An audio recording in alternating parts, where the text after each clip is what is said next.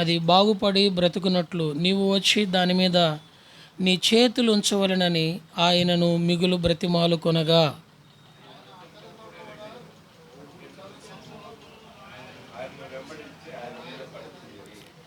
తిరిగి 35వ వచనం నుండి 43వ వచనం వరకు మార్చి చదువుకుంటాం. ఆయన ఇంకనూ మాట్లాడుచుండగా సమాజ మందిరపు అధికారి ఇంట నుండి కొందరు వచ్చి, నీ కుమార్తె చనిపోయినది, నీవిక బోధకుని ఎందుకు శ్రమ పెట్టుదు అనిరి.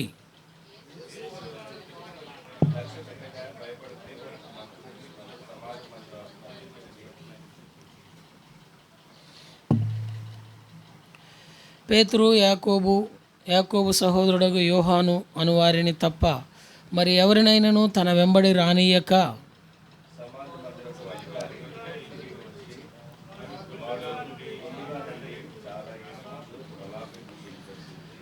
లోపలికి పోయి, మీరేలా గొల్లు చేసి ఏడ్చుచున్నారు?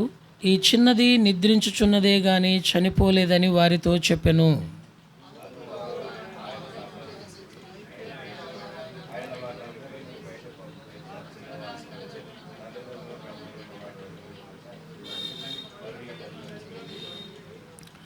ఆ చిన్నదాని చేయి పట్టి తలి తాకుమి అని ఆమెతో చెప్పెను.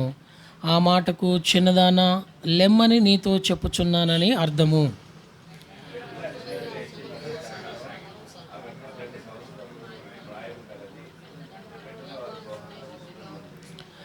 జరిగినది ఎవనికి తెలియకూడదని ఆయన వారికి గట్టిగా ఆజ్ఞాపించి ఆమెకు ఆహారము పెట్టుడని చెప్పెను. ప్రభు సహాయం కొరకు చిన్న ప్రార్థన చేసుకుంటాం.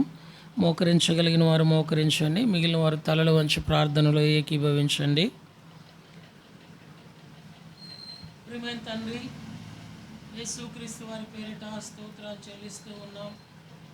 ఈ దినము మా గొంతులో ఊపిరించి సజీవ లెక్కలో ఉంచి ఉదయకాల సమయంలో మీ సన్నిధి ఆవరణంలో నా ప్రభువా చిన్న మందగా చేర్చి నమ్మకమైన నా తండ్రి కీర్తన ద్వారా మిమ్మల్ని సన్నతించడానికి మీరు ఇచ్చిన మీ కృపంతటి కొరకే మిమ్మల్ని స్తుతిస్తూ ఉన్నాం. రాగలిగిన ప్రియులైన వారిని బట్టి స్తోత్రాలు చెల్లిస్తూ ఉన్నాం. మార్గంలో ఉన్న వారిని కూడా క్షేమంగా తీసుకున్నామని వేడుకుంటూ ఉన్నాం. చేరు వచ్చిన ప్రతిభాని హృదయ అంతరంగపు అక్కర ఎరిగిన దేవుడివి, వారి కుటుంబాలలో ఉన్న అవసరతలు చూస్తున్న దేవుడివి దేవా, ప్రతిదీ మీ మహిమేశ్వరు నుంచి తీర్చి మీరే మహిమ పొందుతూ రమ్మని వేడుకుంటున్నాం. నమ్మకమైన నా దేవా, నీ పరిశుద్ధుల పాదాలు కడగడానికి కూడా యోగ్యత లేని అపాత్రుడైన నన్ను కరుణించు. నా పక్షముగా నిర్గమ 4:12, మత్తయి 10, 20, 21, 9 వచ్చిన వాగ్దానములు నెరవేర్చు. ఈ ప్రజలైన వారికి ప్రీతికరమైన పరిచర్య చేయనట్లు సిద్ధపరచమని చదివిన భాగమును దీవించి ఆశీర్వదించు. ప్రార్థన కొరకే కొన్ని పరలోక తలంపులు దయచేయమని విశ్వాసం తీసుకున్న వారి పేరిట హృదయపూర్వకంగా స్తుతులర్పించి ప్రార్థించి వేడుకుంటున్నాము మా తండ్రి, ఆమేన్.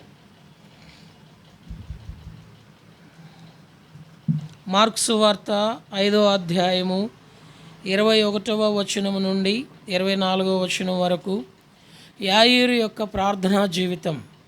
35వ వచనము నుండి 43వ వచనం వరకు యాయీరు ప్రార్థనకు ప్రభువైన యేసుక్రీస్తు వారు ఇచ్చినటువంటి జవాబు.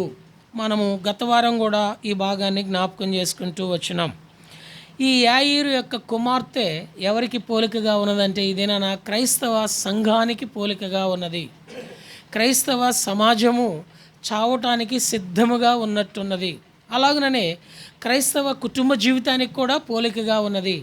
అలాగుననే క్రైస్తవ జీవితానికి కూడా పోలికగా ఉన్నది. ఇదేనా ప్రతి క్రైస్తవుడు పరిస్థితి ఎలా ఉన్నదంటే, శ్రమలనే కొలిమిలో పుటం వేయబడుతూ వస్తున్నటువంటి నిందల్లో, బాధల్లో, అవమానాల్లో తాళుకోలేక తల్లడిల్లిపోతూ ప్రభువును బట్టి కేవలం ధైర్యం తెచ్చుకుంటూ ఉన్నాడు. ఇక క్రైస్తవ కుటుంబ జోలికి వెళితే ప్రతి కుటుంబంలో కూడా చెప్పలేనన్ని బాధలు, భరించలేనన్ని బాధలు, క్రైస్తవ కుటుంబం మీద జరుగుతున్నన్ని దాడులు ఇదేనా మరి ఏ కుటుంబం మీద కూడా జరగట్లేదు. ఇంట్లో వారి ద్వారా, బయట వారి ద్వారా, ఇంట్లో ఉన్న వారి ద్వారానే అనేక రకాలైన దాడులు. అందుకనే ఈ చిన్నది ఎవరికి పోలికగా ఉన్నదంటే సంఘానికి, క్రైస్తవ కుటుంబానికి, క్రైస్తవ జీవితానికి పోలికగా ఉన్నది. అలాగైతే ఈ చావటానికి సిద్ధంగా ఉన్నటువంటి ఈ వ్యక్తిగత కుటుంబ ఆత్మీయ జీవితము బాగుపడినట్లు, తిరిగి దేవుని ద్వారా ఆహారం పుచ్చుకొని బలపడినట్లు, అక్కడ ఉన్నటువంటి దుఃఖము, మరణము, బాగాలేని స్థితి జీవములోనికి మార్చబడినట్లు రావాలి అంటే యాయీరు వంటి ప్రార్థనాపరుడు అవసరమై ఉన్నది. యాయీరు వలె ఎవరైతే వ్యక్తిగత కుటుంబ సంఘ జీవితంలో ప్రార్థన చేసేవారిగా ఉంటారో దేవుడు వారి ప్రార్థనను ఆలకించి ఆ బాగాలేని స్థితిని దేవుడు ఏం చేస్తాడంటే బాగు చేస్తాడు. ఈయనేమో తన కుమార్తెకు చావటానికి సిద్ధముగా ఉన్నదని యేసుప్రభువారిని వేడుకుంటుంటే ఆయన దగ్గర నుంచి ఎలాంటి సమాచారం వచ్చింది చూడండి. 35వ వచనం, ఆయన ఇంకనూ మాట్లాడుచుండగా సమాజ మందిరపు అధికారి ఇంట నుండి కొందరు వచ్చి నీ కుమార్తె చనిపోయినది.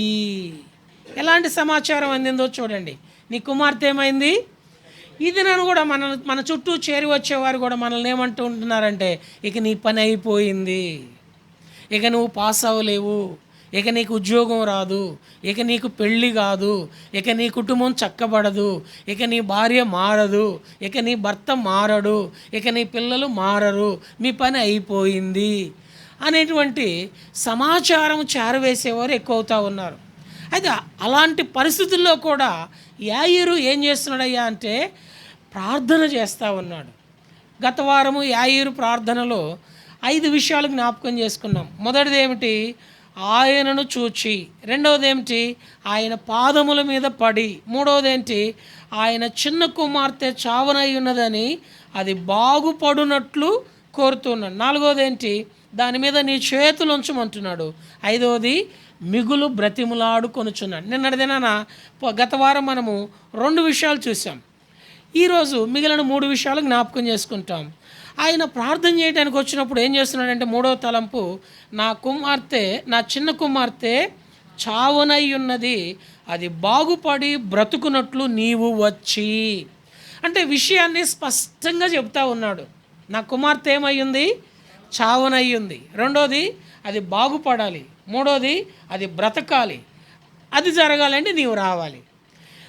ప్రార్థనలో మనం ఏమైతే ప్రార్థన చేస్తున్నామో మన ప్రార్థన అవసరత ఏదై ఉన్నదో అది స్పష్టంగా దేవునికి చెప్పేవారిగా ఉండాలి. ఇది నన్ను ప్రార్థన చేసేవాళ్ళు ఏమని ప్రార్థన చేస్తున్నారు వారికి అర్థం కావట్లేదు, వినేవాళ్ళకి అసలు అర్థం కావట్లేదు, ఇంట్లో వాళ్ళకి అది అర్థం కాక ఎవరు కూడా ప్రార్థనకు ముందుకు రావట్లేదు. ఇది నన్ను కుటుంబ ప్రార్థన ఎంతమంది కలిగి ఉంటున్నారు అంటే అది పెద్ద క్వశ్చన్ మార్కు. ఇది నన్ను సంఘ ప్రార్థనకి ఎంతమంది వస్తారు అంటే అది పెద్ద క్వశ్చన్ మార్కు. ఇది నన్ను వ్యక్తిగతంగా ఎంతమంది ప్రార్థన చేస్తున్నారంటే ఇక అది వారికి వారే ఉత్తరవాదులు జవాబు ఇవ్వాలి. కారణం ఏంటంటే ప్రార్థన ఏం చెయ్యాలో, ఎలా చెయ్యాలో, ఎందుకు చెయ్యాలో, ఎవరికి చెయ్యాలో తెలియని అమాయకపు అయోమయపు స్థితిలో భ్రమపరచబడుతూ ఉంటున్నారు. ప్రియమైన సోదరి సోదరుడా, యాయీరు స్పష్టంగా జ్ఞాపకం చేస్తున్నాడు. తన అక్కరేంటో గుర్తెరిగాడు. తన అక్కరేంటి? ఆయన కుమార్తె ఎలాగున్నదంట? చావటానికి సిద్ధంగా ఉన్నది. ఇది నన్ను ప్రార్థించడానికి చేరి వచ్చిన ప్రియమైన సోదరి సోదరుడా, నీ అక్కరేంటో గుర్తెరిగావా? ఆ నీ అక్కర ఎలా తీర్చబడాలో ఆయన యొద్ద చెప్పగలవా? ఆయన చెప్తా ఉన్నాడు. ఏమని చెప్తున్నాడు? నా కుమార్తె చావనై ఉన్నది, అయితే నువ్వేం చేయాలంటే అది బాగుపడునట్లు బ్రతుకున్నట్లు నువ్వు వస్తే చాలు. కాబట్టి నా అవసరత ఏమున్నదో, నా అవసరత ఎలాగూ దేవుని యొద్ద మనము తీర్చుకోగలమో నీవు ప్రార్థన చేయకమునిపే నీ అక్కర ఎరిగిన దేవుడు ఆ నీ అక్కరను ఆయన చెప్పాలని కోరుతున్నాడు. అందుకనే మత్తయి సువార్త 7:7లో మనందరికీ బాగా పరిచయమైన మాట ఏమిటంటే అడుగుడి మీకు ఇవ్వడును. మనం ఆయనను అడగాలని ఆయన కోరిక. అలాగే యోహాను సువార్త 14:14లో నా నామమున మీరు నన్నేమీ అడిగినను 13లో వ్రాయబడింది, తండ్రి కుమారుని ద్వారా మహిమపరచబడు నిమిత్తము మీరు ఏం అడిగినా కానీ నేను ఇస్తాను. కాబట్టి మన అక్కరేంటో ఎరిగి ప్రార్థన చేయాలి. ప్రియమైన సోదరి సోదరుడా, నీ వ్యక్తిగత జీవితంలో ఏం అక్కర ఉన్నది, కుటుంబ జీవితంలో ఏం అక్కర ఉన్నది, సంఘ జీవితంలో ఏం అక్కర ఉన్నది, ఉద్యోగ బాధ్యత జీవితాలలో ఏం అక్కర ఉన్నది, అది నీవు నేను మనము ఎరగాల. అది ఎరిగి ప్రార్థన చేయాలి. మొన్నటిదేనా సేవకురాలు మేము ఏమనుకున్నామంటే ఔచిత్యమైతే రేపటి వారం నుంచి ప్రేమ విందు కలిగి ఉందాము అని అనుకున్నాం. అనుకున్న తర్వాత ఆ సిస్టర్ గారు అన్నారు, ప్లేట్లు తీసుకోవాలండి అని అన్నారు. ప్లేట్ల కోసం ప్రార్థన చేస్తూ, ప్రభువా ఎలాంటి ప్లేటు కావాలి, నీవు ఘనమైన దేవుడివి, నీ ప్రజలైన వారు నిన్ను ఘనపరిచేవారు, నీ ద్వారా ఘనత నొందేవారు, ఇలాంటి ప్లేటు కావాలని జస్ట్ అలా అనుకున్నాం దేవుని దగ్గర.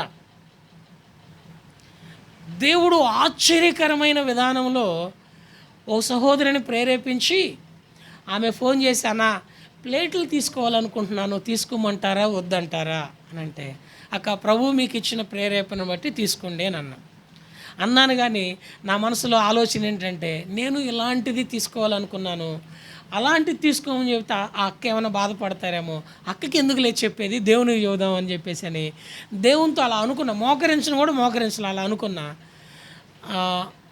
3:30 ఆ టైంలో ఆ సిస్టర్ గారు ఏం చేశారంటే ప్లేట్లు తీసుకొచ్చారు.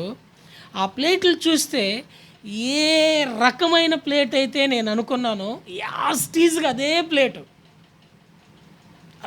రేపు మీరు ప్రభుత్వం అయితే ఇప్పుడు కానీ రేపు కానీ చూస్తారు, అదే ప్లేటు. కారణం ఏంటంటే మన అక్కరేంటో దేవుని మహిమ కొరకు గనక తండ్రి కుమారుడైన యేసుక్రీస్తు వారి ద్వారా మహిమపరచబడు నిమిత్తము మన అక్కరను ఆయనకి స్పష్టంగా చెప్పగలిగితే దేవుడు అది తీర్చగలుగుతాడు. యాయీరు కూడా తన అక్కరను స్పష్టంగా, గొంతెమ్మ కోరికలు కాదండి కోరేది, నీ కోరిక ఏదైనా నీ కోరిక దేవుడు తీర్చడం ద్వారా అది దేవునికి మహిమ కలిగేటట్లయితే నీ కోరిక ఏదైనా కానీ దేవుడు తీరుస్తాడు. ఓపెన్ కాల్, నన్ను అడుగుడి మీకు ఇస్తాను అంటున్నాడు. యాయీరు అలా అడుగుతూ ఉన్నాడు. అడిగి అది 3వ తలంపు, తన ప్రార్థన అవసరత స్పష్టంగా చెప్తా ఉన్నాడు. 4వ చూడండి ఏమంటున్నాడంటే, నీవు వచ్చి దాని మీద నీ చేతులు ఉంచవలేను.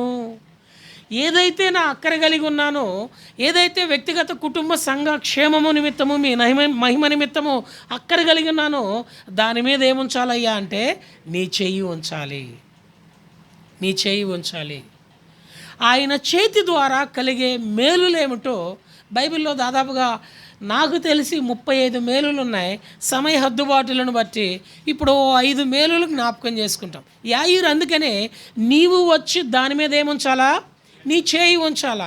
నీ వ్యక్తిగత జీవితం మీద, నీ కుటుంబ జీవితం మీద, నీ సేవా జీవితం మీద, నీ జీవనాధారం మీద, నీ పిల్లల భవిష్యత్తు మీద ఈయన చేయి గనక ఉంచగలిగితే, ఈయన చేతి ద్వారా కలిగే ఆశీర్వాదము, ఈయన చేతి ద్వారా కలిగే సహాయము, ఈయన చేతి నీడలో మానవుడు పొందే, తన పిల్లలైన వారు పొందే క్షేమము ఎలా ఉంటుందో మనం చూసినట్లయితే చూడండి. ఆయన చేయి ఎలాంటిదయ్యా అంటే యెషయా గ్రంథం book of Isaiah chapter 41 verse 10 last part. యెషయా గ్రంథము 41వ అధ్యాయము 9-10 వచనాలు కలిసి ఉన్నాయి. నేను మధ్యలో నుంచి చదువుతాను. నీకు సహాయము చేయువాడను నేనే, నీతి అను నా దక్షిణ హస్తముతో నిన్ను ఆదుకొందును. ఆయన చేయి మనల్ని ఏం చేస్తుందయ్యా అంటే నీతిలోనికి తీసుకుని వచ్చి ఆదుకుంటుంది. ఆయన చేయి ఎలాంటి చేయండి, నీతి కలిగిన చెయ్యి. మన చేతులు ఎలాంటి చేతులయ్యా అంటే కోపము, సంశయము, అనుమానం కలిగినటువంటి చేతులు. అందుకని పౌలు తిమోతికి పత్రిక రాస్తూ 2వ అధ్యాయం 1వ వచనం అంటాడు, పురుషులు మీరు కోపమును సంశయమును మాని పవిత్రమైన చేతులు ఎత్తి ఏం చేయాలా, ప్రార్థన చేయాలి. మన చేతులు అలాంటి చూడండి. ఆ మాట తిమోతికి రాసిన పత్రిక, తిమోతికి రాసిన పత్రిక మొదటి పత్రిక 2వ అధ్యాయము 8వ వచనం. తిమోతికి రాసిన మొదటి పత్రిక 2వ అధ్యాయం 8వ వచనం.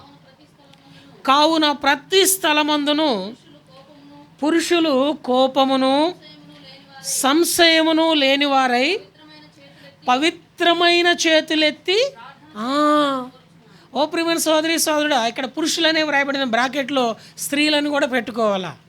ముఖ్యంగా పురుషులు ప్రార్థన, ఎందుకని ప్రార్థనకి ఎక్కువ సిస్టర్స్ వస్తారు, పురుషులు రారు.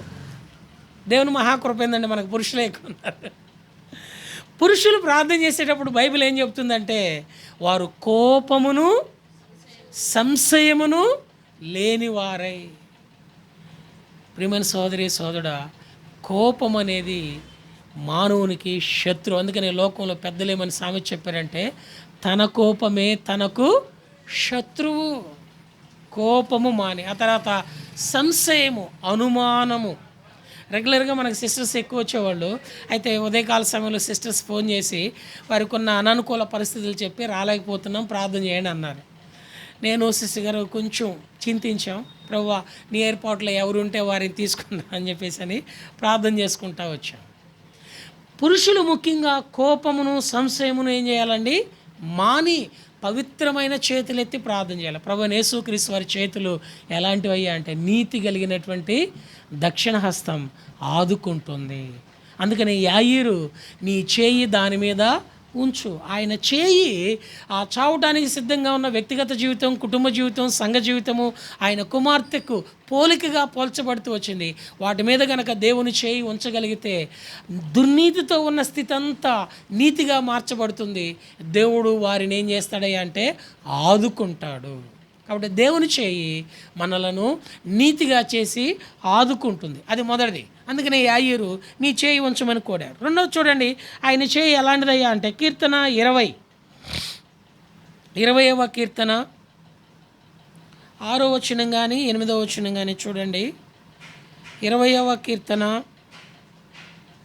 6వ వచనం, యెహోవా తన అభిషక్తిని రక్షించునని నాకు ఇప్పుడు తెలియను, రక్షణార్థమైన తన దక్షిణ హస్త బలము చూపును. రెండవది, ఆయన చేయి, ఆయన హస్తం ఎలాంటిదయ్యా అంటే రక్షించేది. రక్షణార్థమైన తన దక్షిణ హస్త బలము. మొదటిది, ఆయన చెయ్యి నీతి కలిగినది, ఆదుకుంటుంది. రెండవది, ఆయన చెయ్యి రక్షించగలిగినది, బలాన్ని ఇస్తుంది. యాయీరు అందుకనే నీ చేయి దాని మీద ఉంచు. ఓ ప్రియమైన సోదరి సోదరుడా, లైవ్ ద్వారా ప్రస్తుతము భవిష్యత్తులో దేవుని వాక్యం వీక్షిస్తున్న ప్రియమైనటువంటి వారులారా, ఒకవేళ నీ వ్యక్తిగత జీవితంలో బలహీనంగా ఉన్నావేమో, కుటుంబ జీవితంలో బలహీనంగా ఉన్నావేమో, ఆత్మీయ సంఘ సేవా జీవితంలో బలహీనంగా ఉన్నావేమో, బిడ్డల భవిష్యత్తు గురించి బలహీనరాలుగా ఉంటున్నావేమో, ఇదిగో యాయీరు వలె నీవును ప్రార్థన చేయగలిగితే, యాయీరు వలె నీవును ఆయన దక్షిణ హస్తాన్ని కోరుకోగలిగితే, ఆయన హస్తము నీ మీద, నీ కుటుంబం మీద, నీ పిల్లల మీద ఉంచమని నీవు ఆశించగలిగితే, ఆయన హస్తం ఎలాంటిదయ్యా అంటే రక్షణార్థమైన తన దక్షిణ హస్తము, ఆయన బలము నీకు చూపును, ఆయన బలము నీకు అనుగ్రహించును. మొదటిది, ఆయన హస్తము నీతి కలిగినది, ఆదుకుంటుంది. రెండోది, ఆయన హస్తము రక్షణ కలిగింది, బలమిస్తుంది. మూడోది చూడండి, ఆయన హస్తం ఎలాంటిదంటే 89వ కీర్తన 13వ వచనం, Psalm 89:13, 89వ కీర్తన 13వ వచనం, పరాక్రమము గల బాహువు నీకు కలదు, నీ హస్తము బలమైనది, నీ దక్షిణ హస్తము ఉన్నతమైనది. ఇక్కడ మూడోది, ఆయన హస్తం ఎలాంటిదంటే పరాక్రమము కలిగినది, పరాక్రమ కార్యములు చేయగలిగినది, ఆశ్చర్యకరమైన కార్యం. 89వ కీర్తన 13వ వచనంలో మూడోది, ఆయన హస్తము పరాక్రమము కలిగినది. అందుకనే యాయీరు అంటున్నాడు, అయ్యా నీ చేయి నా కుమార్తె మీద ఉంచి అది బాగుపడినట్లు, బ్రతుకున్నట్లు నీ చేయి దాని మీద ఉంచుమని మిగులు బ్రతిమలాడుతున్నాడు. ఈ ఉదయకాల సమయంలో ప్రియమైన సోదరి సోదరుడా, బెరాకాలోకి చేరి వచ్చిన మా ప్రియమైనటువంటి వారులారా, లైవ్ ద్వారా వీక్షిస్తున్న మా ప్రియమైనటువంటి వారులారా, నీవును యాయీరు వలె ప్రభు యొక్క హస్తాన్ని కోరుకోగలిగితే, ఆయన హస్తము పరాక్రమ కార్యములు చేయగలిగినది. నీ పిల్లల మీద, నీ కుటుంబం మీద, నీ జీవనాధారం మీద, నీ మీద, నీ భవిష్యత్తు మీద ఆయన బాహు దక్షిణ హస్తం చూపి పరాక్రమ కార్యములు చేయగలిగింది. నీ చూడటకు నీ కన్నుల ఎదుట ఆశ్చర్యకరమైన కార్యములు, నీ ఊహకు అందని కార్యములు చేయుటకు ఈయన హస్తము సిద్ధముగా ఉన్నది. అందుకని యాయీరు కోరుతున్నాడు. నాలుగోది, అదే వచనములో మనం గమనిస్తే, అదే వచనంలో ఆయన చేయి ఎలాంటిదయ్యా అంటే బలమైనది. ఆయన చేయి ఎలాంటిదండి? పరాక్రమము. మరియు ఆ నాలుగోది, ఆయన చేయి బలమైనది. దేవుడు బాగాలేని బలహీనలో ఉన్నటువంటి వారిని బలపరిచేవాడిగా ఉంటూ ఉన్నాడు, బలమైన కార్యము చేసేవాడిగా ఉంటున్నాడు. ఐదవది, అక్కడే అదే మాట మనం గమనించి చూసినట్లయితే, ఆయన చెయ్యి ఎలాంటిదయ్యా అంటే ఉన్నతమైనది. ఆయన చెయ్యి ఎలాంటిదండి? ఉన్నతమైనది. దేవుడు నిన్ను ఉన్నతమైన స్థితిలో ఉంచడానికి ఇష్టపడుతున్నాడు. తానున్న స్థలంలో నిన్నుంచడానికి ఇష్టపడుతున్నాడు. నిన్ను ఆయన తన ఉన్నతమైన స్థానంలోనికి తీసుకోవటానికి నీ కొరకు ఆయన ప్రాణం పెట్టి తనున్న స్థలాన్ని నీ కొరకు నా కొరకు విడిచి నీవు నేను మనం ఉన్న స్థలంలోనికి ఆయన వచ్చి తనున్న స్థలంలోనికి తీసుకుని పోవటానికి యోహాను సువార్త 14వ అధ్యాయము 1-2 వచనాల్లో వాగ్దానం ఇస్తున్నాడు. మీ హృదయములను కలవరపడనీయుకుడి, నా తండ్రి యొద్ద అనేక నివాస స్థలములు కలవు, లేని ఎడల మీతో చెప్పుదును. నేను వెళ్ళి మీ కొరకు స్థలము సిద్ధపరచుచున్నాను, నేను మరలా వచ్చి మిమ్మును తీసుకొని పోయేదను. ఆయనున్న స్థలములో నిన్ను ఉంచటానికి తను ఉన్నతమైన స్థలంలో నివసించేవాడు. ఆయన ఉన్నతమైన